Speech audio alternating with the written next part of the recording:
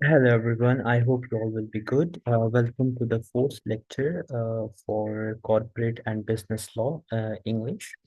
हम लोग जो है फर्स्ट चैप्टर कवर अप कर रहे हैं that is English legal system so far हमने डिस्कशन की है about what is English legal system different types of the laws that are included in the English legal system और उसके अलावा जो है हमने अभी रिसेंटली जो है वो ह्यूमन राइट्स के बारे में जो है वो कवर किया फिर हमने कोर्ट हायरार्की भी जो है वो कवर की है। आज हम बात करते हैं कि जब यूके में जो लॉ आता है राइट एक लॉ आ गया तो वो लॉ आएगा कैसे। व्हाट इज द प्रोसेस कि एक लॉ कैसे डेवलप किया जाता है, कौन लॉ डेवलप करता है, कैसे लॉ जो है वो पब्लिसाइज्ड होता है, कैसे लॉ को बनाया जाता है, क्या लूप होल्स होते हैं एक लॉ को बनाने में। इन तमाम चीजों पर जो है हम डिस्कशन करेंगे। सो आपने ये बात याद रखनी है कि जब भी यूके में या जब भी हम इंग्लिश लीगल सिस्टम की बात करते हैं तो उसमें जो लॉ होता है, लॉ को दो सोर्सेस से ऑब्टेन किया जाता है। Okay, that is case law and statute law या लेजिस्लेशन। जब भी एक लॉ बनेगा, जब भी एक कानून बनेगा तो वो या तो केस लॉ के जरिए बनेगा या तो वो स्टैट्यूट या लेजिस्लेशन के जरिए बनेगा। अब केस लॉ क्या होता है, सबसे पहले तो याद रखिएगा केस लॉ में दो लॉज होते हैं, common law and equity law, जो हम ऑलरेडी मैंने आपको फर्स्ट लेक्चर में डिस्कस करवा दिया है कि कॉमन लॉ क्या होता है। कॉमन लॉ होता है कि जहां पर कोर्ट के जो जजेस थे वो ऑल नॉर्मन क्वेस्ट की बात कर रहा हूँ कि वहां पर डिफरेंट जो है वो कोर्ट के जजेस जाते होते थे, वो घूमते होते थे और फिर वहां पर वो ऑब्जर्व करते होते थे और इस तरीके से केस लॉ जो है वो बनाते होते थे। एंड इक्विटी लॉ जो है वो फिर कॉमन लॉ से थोड़ा सा डिफरेंट हो जाता है, जिसके बाद 200-300 साल बाद जो है वो आया था। अब I am not going into detail of these but क्योंकि ये आप ऑलरेडी फर्स्ट चैप्टर लेक्चर में डिस्कस हो गया है। ठीक है, तो आपने बस ये याद रखना है कि केस लॉ के दो पोर्शन है, common law and equity law. अब केस लॉ होता क्या है कि वेयर अ जज gives a decision based on previous cases. ठीक है, केस लॉ में क्या होता है, केस लॉ एक ऐसा लॉ है या केस लॉ एक ऐसा कॉन्सेप्ट है लॉ का जिसमें जो जजेस हैं वो किसी भी केस का डिसीजन पुराने या या जो पिछले केसेस होते हैं उनकी बेसिस पे लेता है। ठीक है, मैं अभी आपको एक्सप्लेन करता हूँ।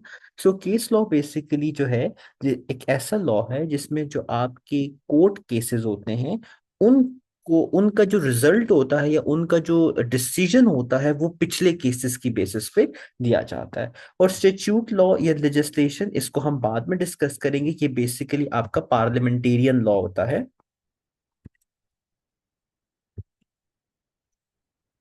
ठीक है, ये आपका पार्लियामेंटेरियन लॉ होता है, हम इस पर बाद में बात करेंगे। फिलहाल हम अब डिस्कशन करते हैं केस लॉ की, जो हमारा पहला सोर्स ऑफ लॉ है। आपने सबसे पहले ये याद रखना है केस लॉ, कॉमन लॉ और इक्विटी लॉ दो हिस्से में क्लासिफाइड है। और केस लॉ होता क्या है इसमें, या case law is a type of law formation in which जो जुडिशियल डिसीजंस होते हैं, जो कोर्ट डिसीजंस होते हैं, they serve as a precedent in later cases. Okay, अब इसमें एक वर्ड यूज होता है जिसको हम कहते हैं डॉक्ट्रिन ऑफ जुडिशियल प्रेसिडेंट। ये थोड़ा वर्ड मुश्किल है but it is a very easy concept to grab. Okay, word है डॉक्ट्रिन ऑफ जुडिशियल प्रेसिडेंट, और इसको हम एक और नाम भी देते हैं, और वो नाम बेसिकली जो है that is doctrine of stare decisis. मैं इसका दूसरा नाम भी लिखता हूँ, ये नाम आपकी बुक में नहीं है, it's just for your knowledge. Right, जो दूसरा नाम अभी मैं लिख रहा हूँ that is doctrine of judicial sorry stare decisis. Okay, ये दो टर्मिनोलॉजीज है। डॉक्ट्रिन ऑफ जुडिशियल प्रेसिडेंट आपकी बुक्स में है, लेकिन डॉक्ट्रिन ऑफ स्टेयर डिसाइसिस जो इसका नाम है वो आपकी बुक में नहीं है। डॉक्ट्रिन ऑफ जुडिशियल प्रेसिडेंट या डॉक्ट्रिन ऑफ स्टेयर डिसाइसिस क्या होता है, वेयर अ कोर्ट जज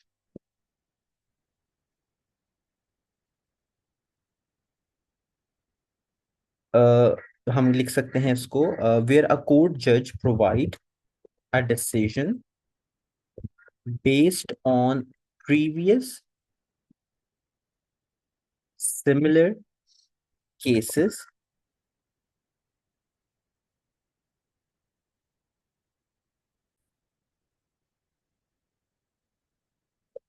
I had to pause the recording for a sec due to some reasons. Okay, so I was telling you guys that doctrine of judicial precedent या stare decisis क्या होता है, जिसमें एक कोर्ट का जो जज है वो किसी भी कोर्ट का या किसी भी जो केस है उसका डिसीजन देगा किस बेसिस पर आपके प्रीवियस आपके जो पिछले केसेस होंगे ऑब्वियसली जो सिमिलर केसेस होते हैं उस बेसिस पर आपका वो डिसीजन देता है।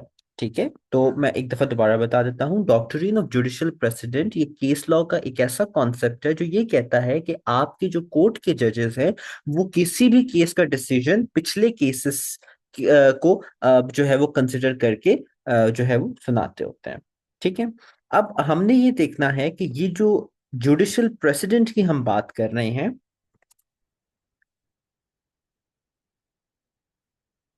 जुडिशियल प्रेसिडेंट जो मैंने आपको बताया, ठीक है, ये डॉक्ट्रिन ऑफ जुडिशियल प्रेसिडेंट ये बेसिकली दो तरीके का होता है। एक ये होता है बाइंडिंग और दूसरा होता है परसुएसिव।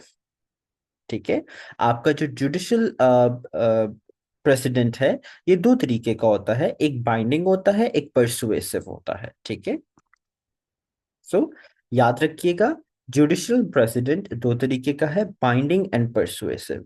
अब बाइंडिंग और परसुएसिव का क्या मतलब होता है? बाइंडिंग और परसुएसिव के मतलब को समझने के लिए हमें ये समझना पड़ेगा कि किन फैक्टर्स की बेसिस पे हम बाइंडिंग और परसुएसिव प्रेसिडेंट को कंसिडर करेंगे। ठीक है, मैं आपको इनका मतलब समझाता हूँ। पहले हम ये समझते हैं कि किन रीजंस पर, किन बेसिस पर एक जुडिशियल प्रेसिडेंट को, यानी जो आपका कोर्ट डिसीजन है उसको बाइंडिंग और परसुएसिव कंसिडर किया गया है। तो हम बात करते हैं factors to consider for judicial precedent, precedent sorry. Okay, अब वो क्या फैक्टर्स हैं? तो सबसे पहले वो हमारे पास है hierarchy of court. Hierarchy of court का क्या मतलब है? हायरार्की ऑफ कोर्ट का ये मतलब है कि अगर सुप्रीम कोर्ट ने एक डिसीजन दे दिया है, उस डिसीजन को कोई भी चेंज नहीं कर सकता उस तरीके के सिमिलर केसेस में। फॉर एग्जांपल, सुप्रीम कोर्ट ने एक डिसीजन दिया, एक केस आया कि दो लोग थे, ठीक है, अब party A and party B, और पार्टी ए ने पार्टी बी से जो है वो ब्लैकमेलिंग करके कुछ पैसे ले लिए। ठीक है, और ये लेट्स से साइबर क्राइम का कोई केस आया। ठीक है, ब्लैकमेलिंग को डिस्कस नहीं करते, साइबर क्राइम का कोई केस आया और दो पार्टीज थी। जो हम विक्टिम पार्टी थी दैट वाज पार्टी ए, और पार्टी बी जो था वो मेन जो है वो एजेंट था। ठीक है, अब पार्टी बी ने साइबर क्राइम के थ्रू पार्टी ए को जो है वो उस पार्टी ए से कुछ ना कुछ अमाउंट जो है वो निकलवा ली। तो इस केस में सुप्रीम कोर्ट ने ये डिसीजन दिया कि पार्टी बी जो है वो जितने भी अमाउंट पार्टी ए से उसने निकलवाई है वो वापस करेगा, प्लस इसके ऊपर जो है वो गवर्नमेंट को या सुप्रीम कोर्ट को कुछ फाइन भी पे करेगा। और इसके अलावा जो इस साइबर क्राइम की वजह से पार्टी ए का जो नुकसान हुआ है वो उसके भी डैमेजेस पे करेगा। ठीक है, तो मैं जरा दोबारा रिपीट कर देता हूँ। सुप्रीम कोर्ट में केस आया, and this was a kind of real case actually, जिसको मैं एक सिनेरियो बना के बता रहा हूँ कि दो पार्टीज थी, एक पार्टी ए और एक पार्टी बी। ठीक है, पार्टी बी ने साइबर क्राइम के थ्रू जो है पार्टी ए को डैमेज किया या पार्टी ए को नुकसान पहुंचाया। सुप्रीम कोर्ट ने ये डिसीजन दिया कि पार्टी बी ने जो पैसे पार्टी ए से लिए हैं, नंबर वन वो वापस करे, number two six supreme court को फाइन पे आउट करे, नंबर थ्री जो डैमेज, जो रेप्यूटेशनल डैमेज पार्टी ए को हुआ है पार्टी बी की वजह से, उसके डैमेजेस भी आपने पे करने हैं। तो तीन बातें हो गई, राइट। अब इस तरीके के केस अगर आते हैं लोअर कोर्ट्स में, लेट्स से हाई कोर्ट में आ रहा है या काउंटी कोर्ट में आ रहा है या मजिस्ट्रेट कोर्ट में आ रहा है, तो दीज आर लोअर कोर्ट्स जो सुप्रीम कोर्ट के अंडर आती हैं। इन पर सुप्रीम कोर्ट का डिसीजन मानना लाजिम है, right. So hierarchy of court में हम बात करते हैं कि higher court decisions are must to be followed by lower courts। Okay. तो सबसे पहले हम ये देखते हैं कि हायरार्की ऑफ कोर्ट क्या है। अगर सुप्रीम कोर्ट ने एक कोर्ट का डिसीजन, एक केस का डिसीजन दे दिया है, तो वो डिसीजन उस तरीके के केसेस में अप्लाई करना और इम्प्लीमेंट करना तमाम लोअर कोर्ट्स पर मैंडेटरी होगा। This is binding president. Okay, this is binding precedence. Binding precedence का मतलब यह है कि आपने लाजमी तौर पर एक डिसीजन को इम्प्लीमेंट करना है without any kind of changes. Pakistan में भी यही होता है कि जो सुप्रीम कोर्ट का डिसीजन आ गया, तो that decision is going to be implemented in the way it has been announced. Right. So this is binding precedents, जो आपको बाइंड कर देता होता है एक काम को फॉलो करने में।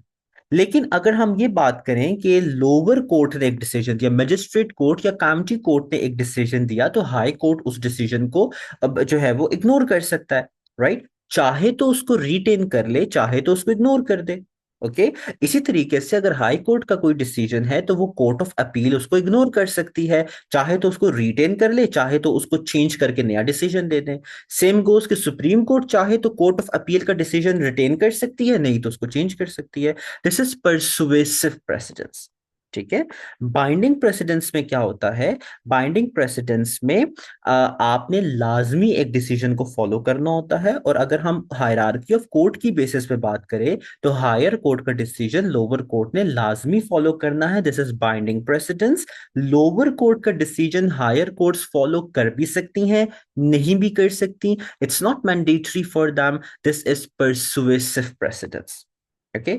आई होप सो आप लोगों को पहली सिनेरियो जो है वो समझ में आ गई होगी। ठीक है।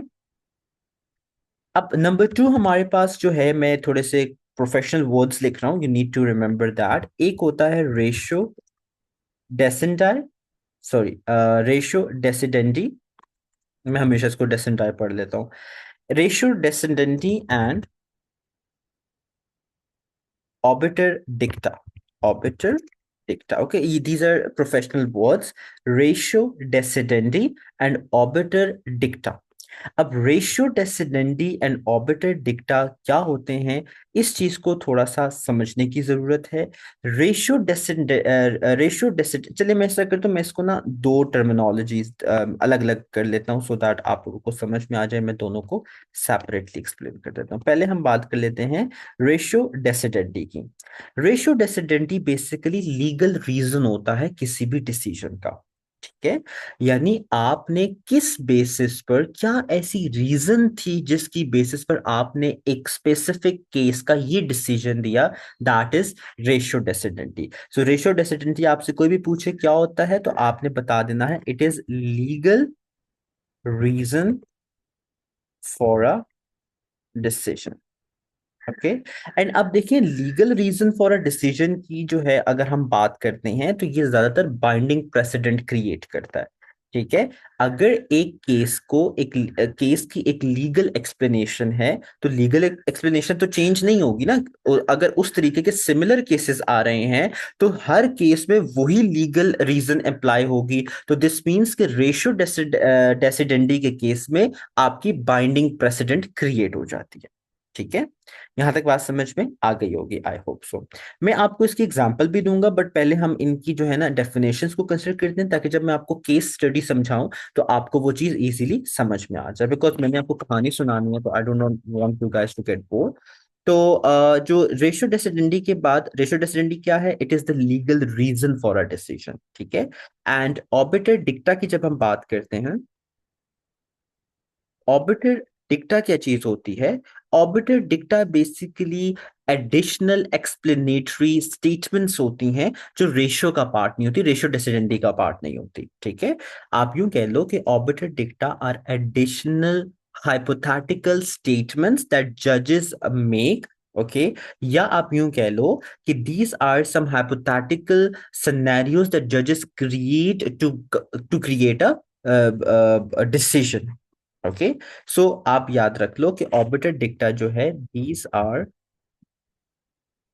हाइपोथेटिकल स्टेटमेंट्स बाय जज to form, sorry, JUD, by judges to form a decision okay. And ratio decidendi जो है ये आपका बाइंडिंग प्रेसिडेंट क्रिएट करता है, और आपका जो ऑर्बिटर डिक्टा है ये आपका परसुएसिव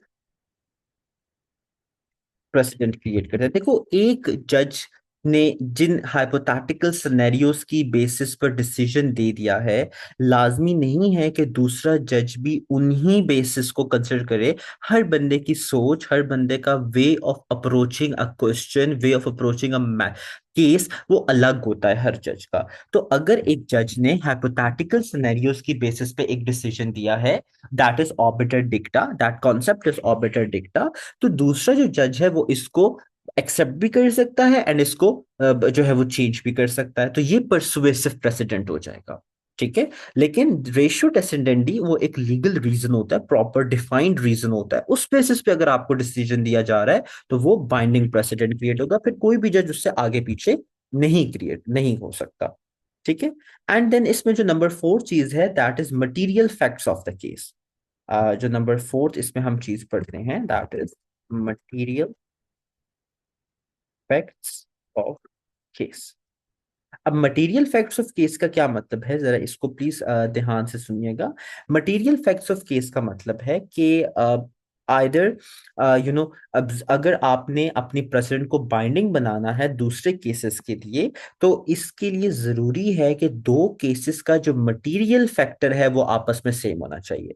ठीक है। मतलब ये कि देखें, अगर दो केसेस मेजॉरिटी परसेंटेज के फॉर्म में सेम है, तभी आप जो है वो एक पुराने केस का डिसीजन नए केस पर इंप्लीमेंट कर सकते हो। अगर दोनों केसेस डिफरेंट है तो फिर वो बाइंडिंग प्रेसिडेंट नहीं होगा। Material factors of the case का मतलब है both cases shall be materially same. Materially का सेम का मतलब है कि वो मेजर पर्सपेक्टिव में सेम होने चाहिए। अगर वो मटीरियली सेम है तो आपके लिए वो बाइंडिंग प्रेसिडेंट क्रिएट हो जाएगा, और अगर वो सेम नहीं है तो आपके लिए परसुएसिव प्रेसिडेंट क्रिएट हो जाएगा। ठीक है। आई होप से यहां तक बात समझ में आ गई होगी। मैं जल्दी से इसको क्विकली समराइज करता हूँ, फिर मैं इसकी एक बड़े मजे की आपको एग्जांपल देता हूँ जो आपकी बुक्स में भी है, और it's a very famous case, उसके जरिए मैं आपको ये चीज समझाता हूँ। देखें, मैंने आपको यहां तक बताया कि लॉ को बनाने के दो तरीके हैं। एक तो केस से बनता है, दैट इज केस लॉ, और दूसरा आपके पार्लियामेंट बनाती है, दैट इज स्टैट्यूट लॉ। ठीक है। केस लॉ की जब हम बात करते हैं तो उसमें हम पढ़ते हैं डॉक्ट्रिन ऑफ जुडिशियल प्रेसिडेंट और डॉक्ट्रिन ऑफ स्टेयर डिसाइसिस। ये बेसिकली एक ऐसा कॉन्सेप्ट है जिसमें जजेस पुराने केसेस के डिसीजंस को यूज करके नए केसेस के डिसीजंस देते हैं। अब इसको समझने के लिए we need to understand the judicial precedent. Judicial precedent ये तरीका है जिससे जजेस जो है वो पुराने केसेस को यूज करके नए केसेस पर डिसीजन देते हैं। ये दो तरीके के होते हैं, बाइंडिंग एंड परसुएसिव। अब बाइंडिंग कब होगा, परसुएसिव कब होगा, उसको समझने के लिए हमने चार चीजों को समझना बहुत जरूरी है। Number one, hierarchy of court. अगर एक हायर कोर्ट डिसीजन दे देती है तो लोअर कोर्ट्स के लिए वो डिसीजन बाइंडिंग प्रेसिडेंट हो जाता है, लेकिन लोअर कोर्ट्स का डिसीजन हायर कोर्ट्स के लिए परसुएसिव प्रेसिडेंट है। ठीक है। वो चाहे तो एक्सेप्ट कर ले हायर कोर्ट, लेकिन अगर ना चाहे तो लाजमी नहीं है कि हायर कोर्ट लोअर कोर्ट का डिसीजन एक्सेप्ट करेगी। Then we have ratio decidendi. Ratio decidendi का मतलब ये होता है legal reason for the reason for the decision. अगर एक जज ने एक केस को लीगल बेसिस पर एक उसका एक लीगल रीजन जस्टिफाई करके उस पर डिसीजन दिया है, तो फिर ये बाइंडिंग प्रेसिडेंट क्रिएट हो जाएगा। लेकिन अगर उसने ऑबिटर डिक्टा की बेसिस पर डिसीजन दिया है, हाइपोथेटिकल सिनेरियोस क्रिएट करके डिसीजन दिया है, उसकी जजमेंट और सब्जेक्टिविटी बहुत ज्यादा इन्वॉल्व है उसमें, then it is going to be creating a persuasive precedent. फिर material facts of the case को भी देखा जाएगा कि अगर दो केसेस बहुत ज्यादा मिलते जुलते हैं, देन वी कैन से कि प्रीवियस केस जो है वो बाइंडिंग प्रेसिडेंट क्रिएट करेगा। लेकिन अगर दोनों केसेस डिफरेंट हैं तो हम कहेंगे कि ये परसुएसिव प्रेसिडेंट क्रिएट करेगा। ठीक है। आई होप तो यहां तक बात समझ में आ गई होगी। अब हम डिस्कशन करते हैं एक एग्जाम्पल की, एंड वो एग्जाम्पल जो था वो वो केस है, बड़ा फेमस हिस्ट्री का केस है। आप जरूर इसके बारे में सर्च कीजिएगा।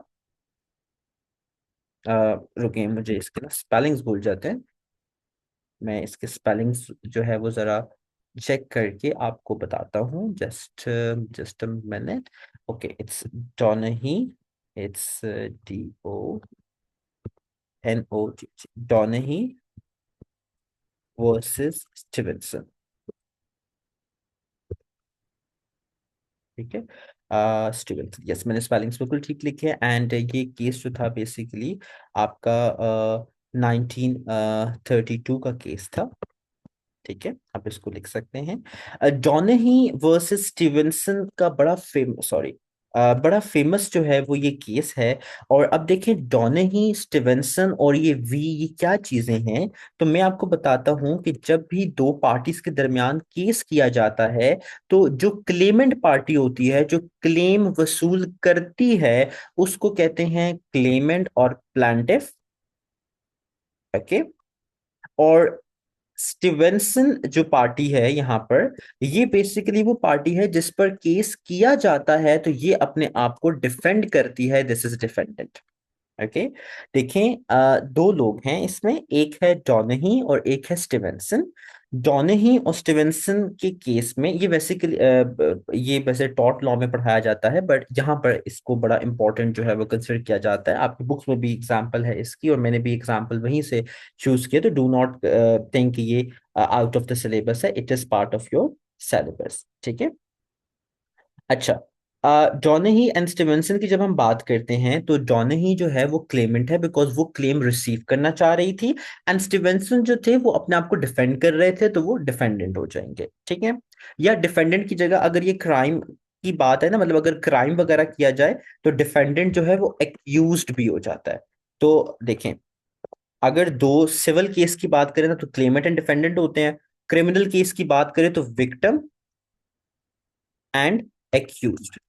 ठीक है, विक्टिम एंड एक्यूज वाला सिनेरियो हो जाता है। अब डॉनही जो थी वो एक लड़की थी, और स्टीवेंसन जो था, स्टीवेंसन जो है ये एक मैन्युफैक्चरिंग कंपनी थी 1932 की। मैं आपको इसका सिनेरियो जरा इस तरीके से समझाता हूँ। अब मैं पूरी डिटेल्स तो लिखूंगा नहीं, आपको डिटेल में मुझे सुनना पड़ेगा। हुआ कुछ यूं था कि डॉनही जो है वो अपनी फ्रेंड के साथ एक कैफे में जाती है 1932 में। और उन्होंने जो है वहां पर जिंजर बियर वो मंगवाते हैं। ठीक है। और दोनों जो है वो जिंजर बियर ना एक बॉटल में आती है। अब अगर मैं आपको बताऊं, जो बियर की बॉटल्स होती है ना, वो ट्रांसपेरेंट नहीं होती, आप अंदर देख नहीं सकते कि उसके अंदर लिक्विड कितना मौजूद है। वो पैक बॉटल्स होती हैं, राइट। तो अब बाहर तो उसका बड़ा मजे का लोगो शोगो लगा हुआ था, स्टीवेंसन कंपनी का एंड ऑल दैट, तो वो दोनों बैठती हैं, they talk and they drink the ginger beer. और जब ड्रिंक जिंजर बियर पीने के बाद जब वो बॉटल खाली होती है, तो उसमें पता चलता है कि उस बॉटल के अंदर एक स्नेल पाया जाता है। डीकम्पोज्ड स्नेल जो है वो पाया जाता है उसमें। अब ऑब्वियसली देखें, किसी भी बॉटल में स्नेल का पाया जाना, दिस दिस मीन्स के बहुत बड़ी कंटामिनेशन है ये। अब इस बियर को पीने के बाद जो है वो डॉनही जो है वो बीमार पड़ गई। और बीमारी की वजह से, this this is a very big case in the history. बीमारी की वजह से उसने इतनी बड़ी कंपनी जो मैन्युफैक्चरर था मिस्टर स्टीवेंसन, उसको जो है वो सू कर दिया। ठीक है। और उसने ये कहा कि मैंने ये ड्रिंक पी है और इसकी वजह से मैं बीमार हुई हूँ, I need some to reclaim the damages. ठीक है। तो ये एक तरीके का सिनेरियो था। तो just in a short form, Donoghue अपनी फ्रेंड के साथ जाती है, बियर पीती है, और उस बियर की बोतल में उसको स्नेल मिलता है, और वो स्नेल की जो बियर की कंपनी है उसको जो है वो कर देती है, सू कर देती है। अब अगर हम इसमें बात करें, देखें कि अब ये जो सिनेरियो था, इसमें सबसे पहले तो हमने देखना है रेशो डेसिडेंडी क्या है इस केस की। रेशो डेसिडेंडी, अब रेशो डेसिडेंडी जो है, यानी legal reason for this case क्या था। Legal reason for this case ये था कि भाई, आप as a manufacturer, it is your duty of care to the end consumer to confirm that your product are free from defects that may cause harm.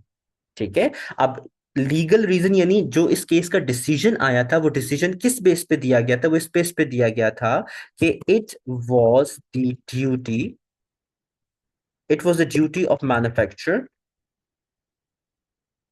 to provide products with hygiene and care to end consumer.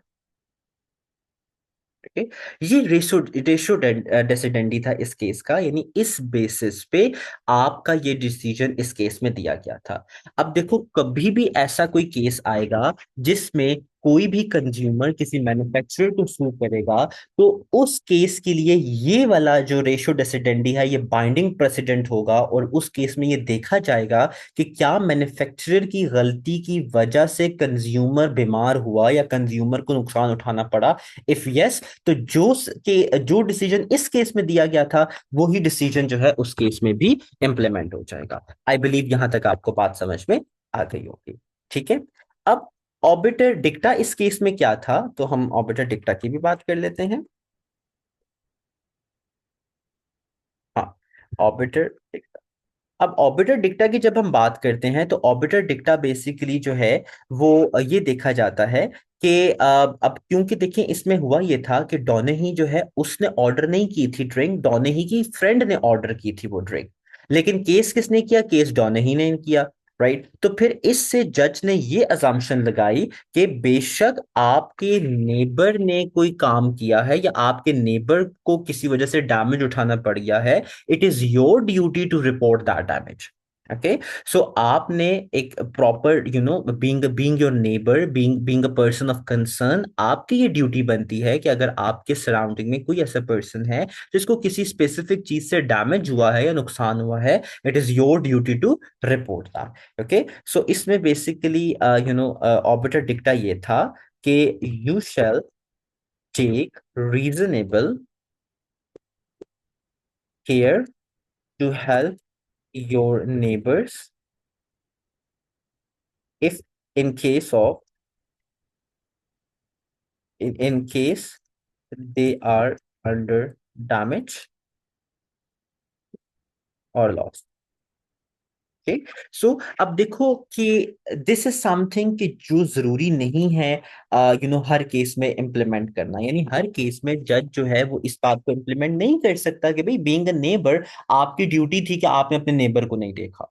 ये सिर्फ इस case तक के लिए ही जो है वो implement होता है। अब अगला कोई केस आता है, उसमें एक जज इस केस को ऑपरेटर डिक्टा फॉलो करे ना करे, ये उस जज के ऊपर बेस्ड करता है। This is persuasive binding. Okay, so याद रखिएगा कि रेशो डेसिडेंडी जो है वो किसी भी केस का लीगल रीजन होती है, जिस वजह से जिस बेसिस पर वो डिसीजन दिया जाता है, ये बाइंडिंग प्रेसिडेंट होता है। और ऑर्बिटर डिक्टा जो है इस केस का ये था कि उस जज ने जो इस केस को सुन रहा था उसने ये कहा कि देखो क्योंकि डॉनही ने ड्रिंक ऑर्डर नहीं की थी, but still she drank it and she got ill और उसने सू किया, still it is your duty to help your neighbours. Okay, matter of facts जो है, material facts of the cases में ये देखा जाएगा कि क्या मैन्युफैक्चरर की ही गलती थी, कंज्यूमर इल हुआ या नहीं, तो ये मैटर ऑफ द फैक्ट है। अगर इस तरीके का सिमिलर केस आता है जिसमें इसी तरीके से कंज्यूमर ने कोई चीज ऑर्डर की वो खराब निकली, अब फॉर एग्जांपल देखिए पाकिस्तान में तो इस तरीके के लॉज जो है वो बहुत वीक है कि आप किसी भी रेस्टोरेंट पे जाए वहां से आपको कोई बाल नजर आ जाता है या अनहाइजीन है, तो आपको आपकी कोर्ट में जाके इस पर बड़ा ही वीक केस एस्टैब्लिश करोगे। राइट, लेकिन हम अगर यूके की बात करें तो इस चीज को बहुत जो है वो स्ट्रिक्टली लिया जाता है, और उस केस में आप being a consumer you have a full right to sue the entire company. अभी रिसेंटली, नॉट रिसेंटली, बट जो है बहुत पहले ये एक डिसीजन हुआ था, और वो डिसीजन ये था कि उस लेडी ने जो है वो गूगल, एक स्पेसिफिक कंपनी थी उसको सू कर दिया था।